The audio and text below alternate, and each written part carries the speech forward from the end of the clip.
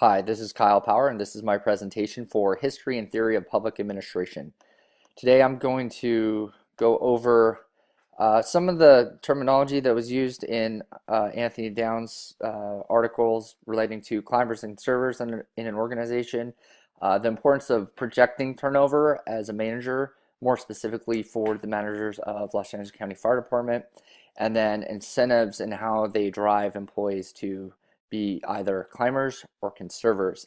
And as those incentives run out, uh, what happens to those employees? And they could be, go from someone highly motivated for innovation and growth to contribute to the organization. And when incentives, mainly monetary, uh, tend to uh, kind of have the employee revert back to or into someone who's more of a conservator that is doing the very minimum or basic requirements to remain employed. Also, I have a video at the end, and I put it at the very end because it's pretty long. It's 13 minutes. It should be hopefully enjoyable. I didn't make it, but it is from my department, and it's kind of an example or a comprehensive example of how the lifeguard division as an open system has remained competitive and innovated ourselves in the last decade with special task force teams and with training and expertise and experience. We have found ourselves as having a stronghold or what would be known as a monopoly of responsibility. So if you want to watch that at the very end, please go ahead. Okay, so here's an example of an organization chart for our lifeguard division. One of the things that's kind of happening with our lifeguard division is that we're about to experience a fairly large turnover in the chief positions. Right now we have 6 section chiefs. And in this example, we have 1, 2, 3, 4, 5, and 6. 2 of which are currently held by fairly young employees or young managers. So they're about 40 years old.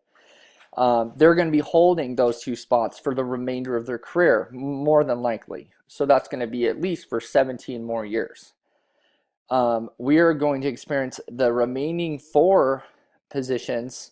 There's going to be a turnover. All 4 of these chiefs currently in their assignments are going to retire. Now, looking at the possible candidates for those remaining four positions, we have 37 captains.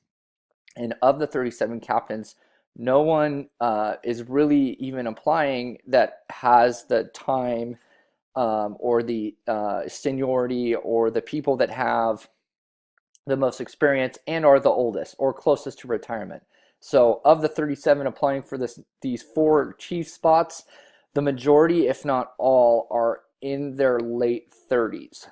So although generally these are going to be the categorized employees as they're climbers, they're looking to innovate and bring a lot of energy and probably good to the department. However, looking and forecasting down the road, when their incentives run out, if we promote 4 more chiefs that are in their late 30s, early 40s, there will not be a turnover in those 6 positions for another potentially 10, 15, 17 years. So as they reach their top step in income, as they run out of incentives, which would be, as you know, maybe about 5 years from now, if they get hired now, they would run out of their incentives in 5 years. They could be potentially turn into less of a climber and more of someone who's a conservator, which is fine. However, if that's the case for 15 years, that's going to cause stagnation in growth and stagnation in innovation, because without that drive or without that motivation, you're going to see a lot of people kind of stuck.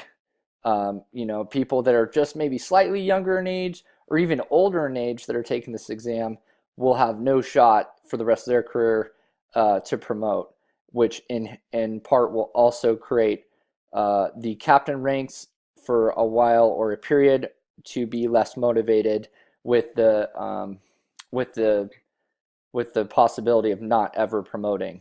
So I think it is important that our lifeguard division kind of looks at this and kind of values the people that have been on longer, that have more experience, and that we could promote while giving them incentives for their last 5 years of employment to incentivize them for the remainder of their employment and get the most out of each employee versus this kind of ratchet up and down big waves of hiring every 10 to 15 years of incoming and outgoing, or almost like in Cats and Cans article, characteristics of an open system, and the input and output, and the necessary re-energy or refueling that input, and which would be kind of like refueling the positions in management. So also with incentives and with people that are climbers within the department, they're typically ones that are looking for you know, their potential and to reach their goals and achieve their goals, and that would be related to reaching that self-actualization according to Maslow's hierarchy of needs. Here are my references, and next, this